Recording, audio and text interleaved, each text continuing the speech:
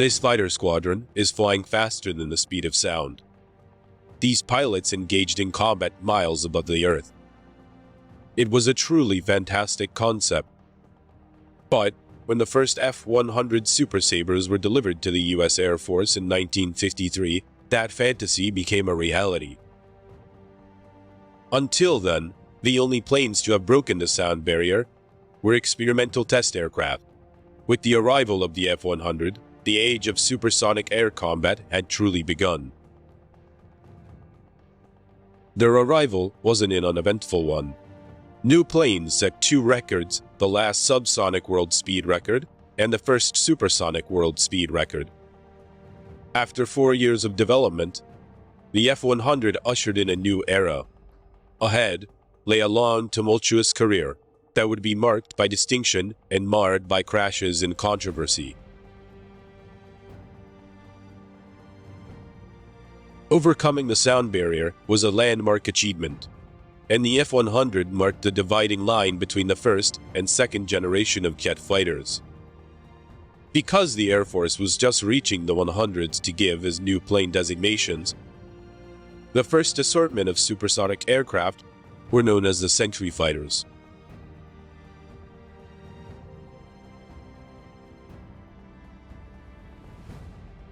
The Century fighters were renowned and included the F-105, but it was from the cockpits of the F-100 Super Sabres that the Thunderbird pilots would eventually choose to perform their aerobatic magic. The plane had its problems, including landing characteristics that were more like a controlled crash, but in flight, its responsiveness and reliability won the affection of the most critical of pilots.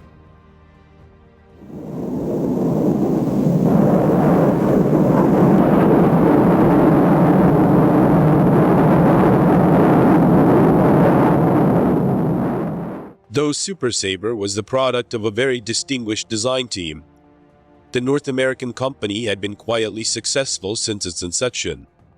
There had been no upheaval in the company since 1935, and within this stable atmosphere, the designers were encouraged to probe the cutting edge of aviation development. The Super Sabre was born in 1949, when the designers began exerting efforts to take the next major step forward, breaking the sound barrier.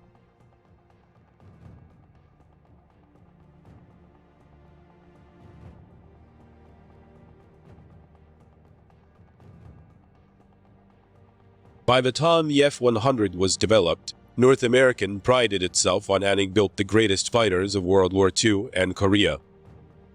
Opinions may differ, but the two aircraft in question, the Mustang and the Sabre, would certainly be contenders for the title. As the third fighter from the stable, the F-100 faced the challenge of living up to this legacy.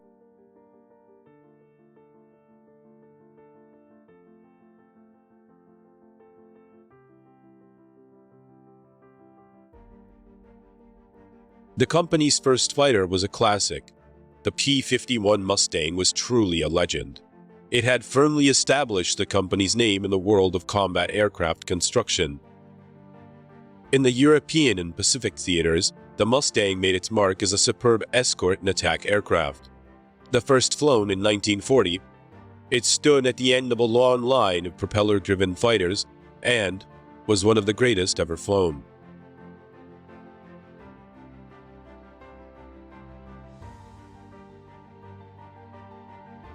But the P-51 remained in service after World War II, overlapping into the developmental age of early jets.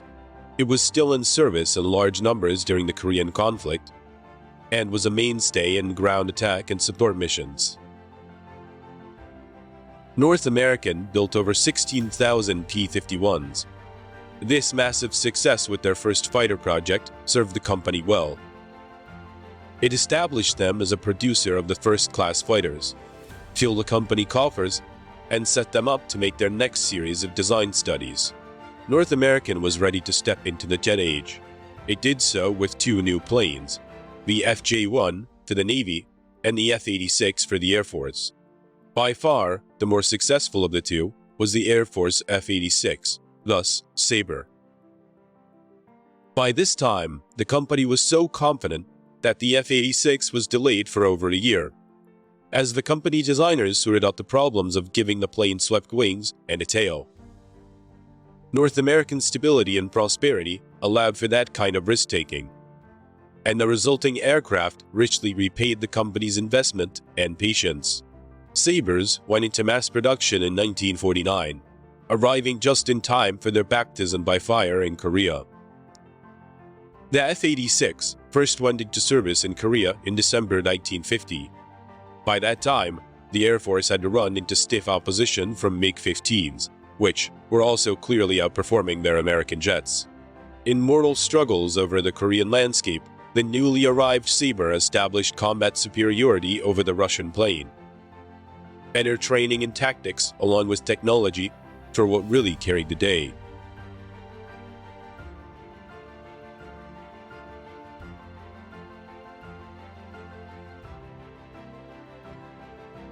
Meanwhile, the Sabre's designers were tackling a new challenge, the sound barrier.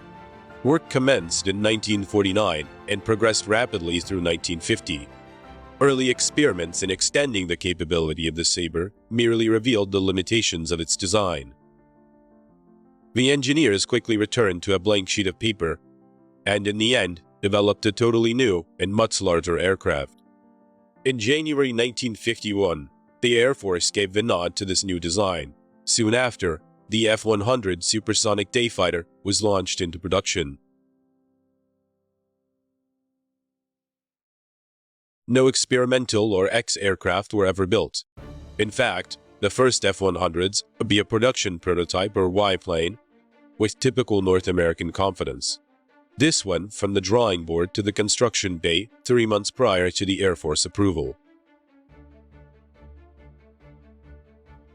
Aviation technology was leaping ahead at the time, and the F-100 was quickly outdated. But the jet was too useful for early retirement and complemented new designs throughout the coming year.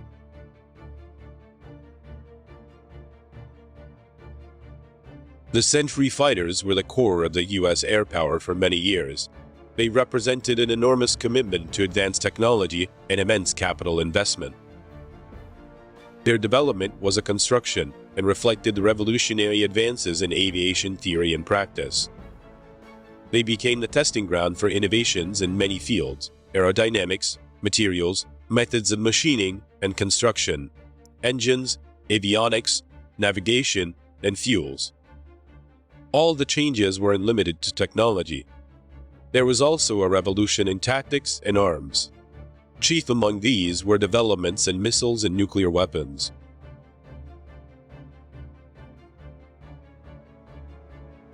In time, the F-100 found its niche as a fighter bomber.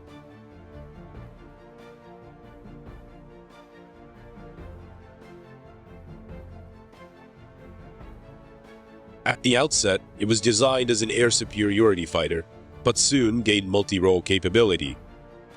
The wing was redesigned to carry up to 6,000 pounds of stores on 6 pylons. This enabled the Super Sabre to carry a many variety of weapons and ensured that the plane could pack a heavy punch. The Korean stalemate cemented American determination to be fully prepared for future conflicts, and the whole approach to weaponry was reapproached. Machine guns soon gave way to more powerful weapons.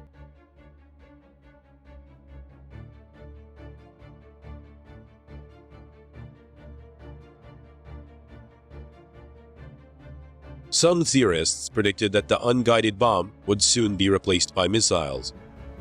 The idea spread, and a number of F-100Ds were altered to accommodate the bullpup tactical air-to-surface missile.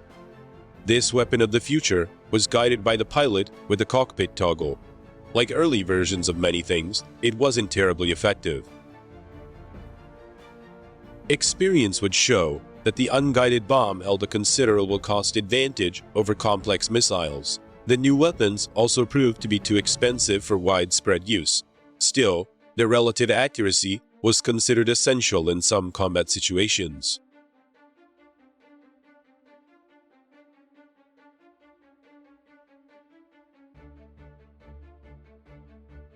Early F-100 days had some major faults. In part, These were due to design changes ordered after the initial contract had been signed during 1952. These changes included a critical shortening of the tail. This left plane with the very bad roll coupling problems, and after 6 major accidents, the F-100s were grounded. 2 pilots died when, through no fault of their own, their plane spun out of control and then broke up. In response to this tragedy, the tail was enlarged to its original shape and the wings extended. These changes were retrofitted to existing planes and incorporated into the new ones when production resumed. Apart from this very major flaw, the test series at Edwards Air Force Base went fairly smoothly. The only other concern focused on the plane's landing characteristics. This was eventually addressed through the pilot training rather than modifications to the plane.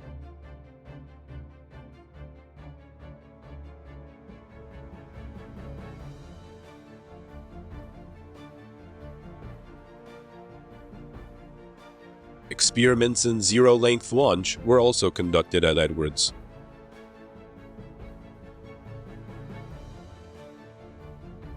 The F-100 had a range of well under 600 miles. It was later given in-flight refueling capability, either from a tanker or the buddy system from tanks on another plane. As a result, it became capable of extended patrols and long-range strikes.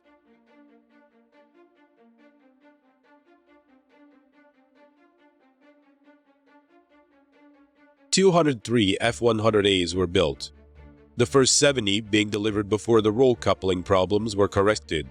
Fixing this delayed the program, and it wasn't until the spring of 1955 that production resumed.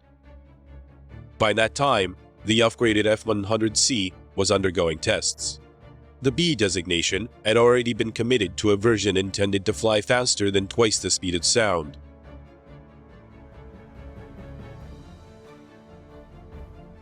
Design problems weren't limited to the potentially fatal control losses experienced at high speeds. At low speeds, the plane could also be very unforgiving.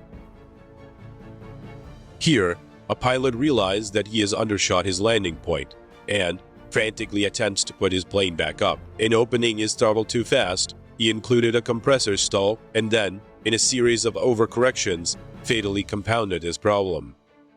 This incident was not unique, and the term saber dance gained a new and darker meaning.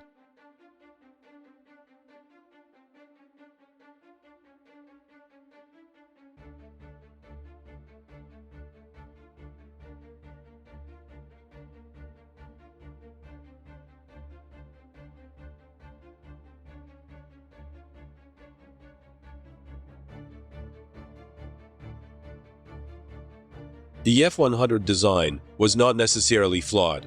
The problem stemmed from the plane's purpose, which was to go fast, and many of the characteristics essential in going fast inhibit low speed control. The F-100 stalled at around 150 knots. It was sluggish and unresponsive anywhere near that lower speed. The pilot's forward view was seriously obstructed. The throttle of a slowed-down Sabre jet was touching, and landings were never simple.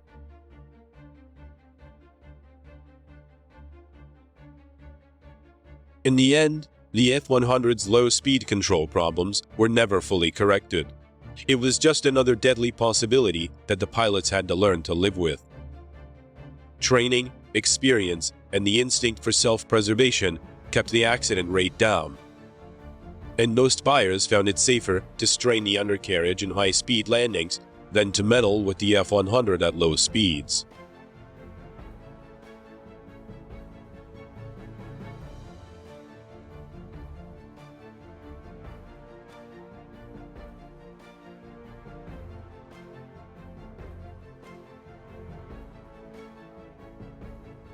The Super Sabre embodied the demands of supersonic flight, from the sharp lips of its air intake to the sweep of its wings.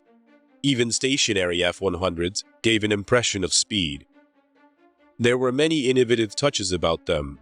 Fully pivoting slab horizontal tail surfaces were positioned as low as possible on the flattened belly of the fuselage.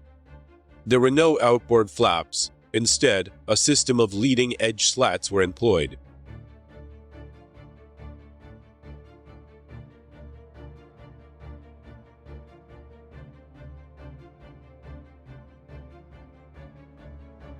Throughout its career, the F-100 had the type of problems to be expected of such an advanced design. In some ways, it was an adventurous experiment. North American selflessly circulated information about these problems throughout the American aerospace industry. Though it was information obtained through costly research and analysis, the companies passed it on nevertheless. Because of this, the industry as a whole advanced, and mistakes were seldom repeated. North American and most Super Sabre pilots were well pleased with the plane. This included the framed Thunderbird's aerobatic team. In fact, they flew the F-100 longer than any other aircraft. This loyalty went very deep. Once, they were issued replacement F-105s, and finding these not up to par, promptly returning them to their Super Sabres.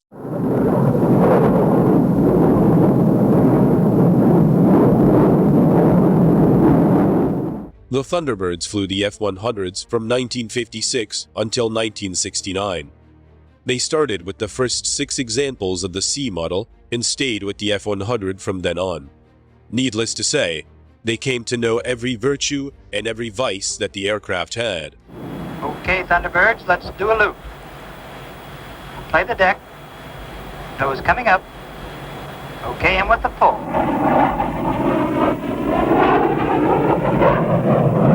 Right on in.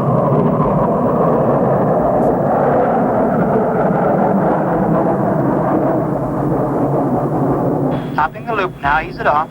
Let it float a little. All right, back in with the pull.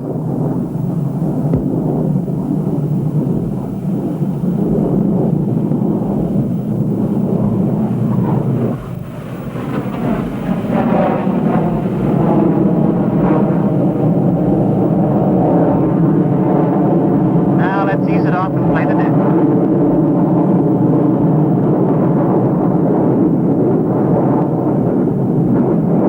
Smoke off now.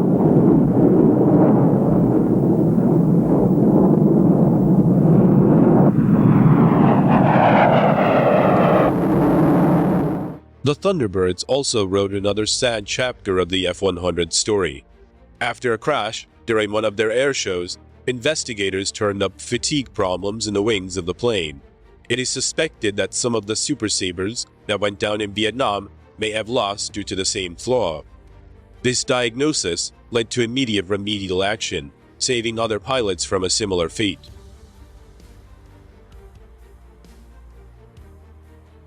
The Thunderbird's performances with the Super Sabre are proof that even if practice cannot make perfect, it can come very, very close. These thrilling planes were not specifically built supermodels. They were stock aircraft, maintained and flown for a specific purpose. The Thunderbirds exaggerate and embellish normal maneuvers in a choreographed sequence that appears to push the aircraft into unusual or extreme conditions. But each pilot is a pro, and the test is to match his ability with that of the plane.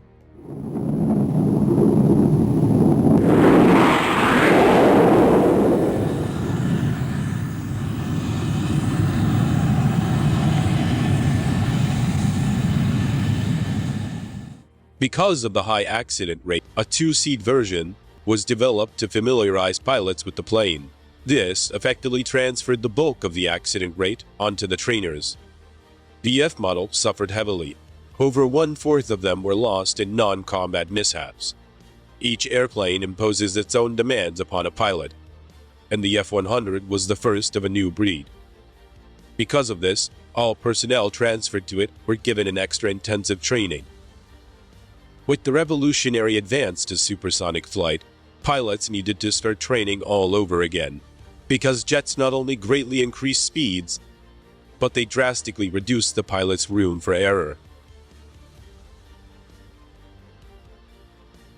In combat against Japanese Zeros and North Korean and Chinese MiG-15s, the American military learned that advanced pilot training and tactical discipline can overcome technical disadvantages. The Zeros and MiGs were superior aircraft to many of those pitted against them, but they were frequently outperformed because of their pilots' limited skills. But when an advanced pilot is put into a superior plane, the road to survival and victory is a more certain one. This is what the United States did with the Century fighters and their crews.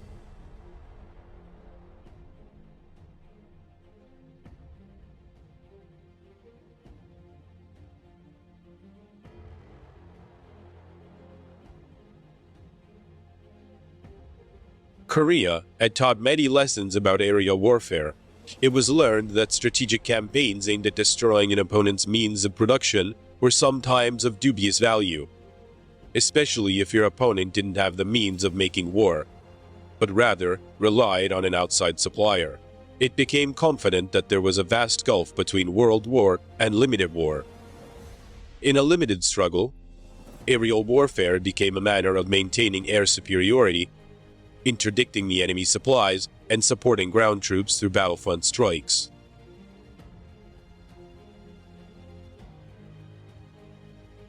The F-100 became more and more a tactical fighter bomber. There were faster interceptors and more expensive Mach 2 long-range strike aircraft, but the Super Sabre became the primary battlefield support weapon.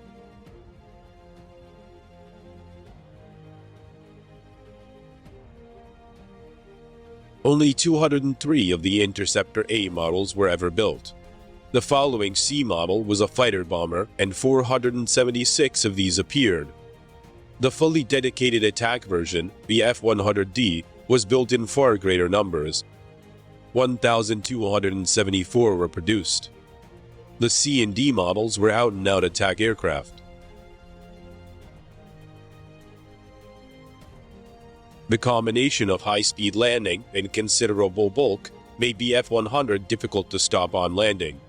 If the landing chute blew out, the pilot was set for a very long roll. Most of the planes of the era suffered the same problem and relied on long concrete runways. It was just another thing that the fighter pilots at the time had to accept as a part of the job.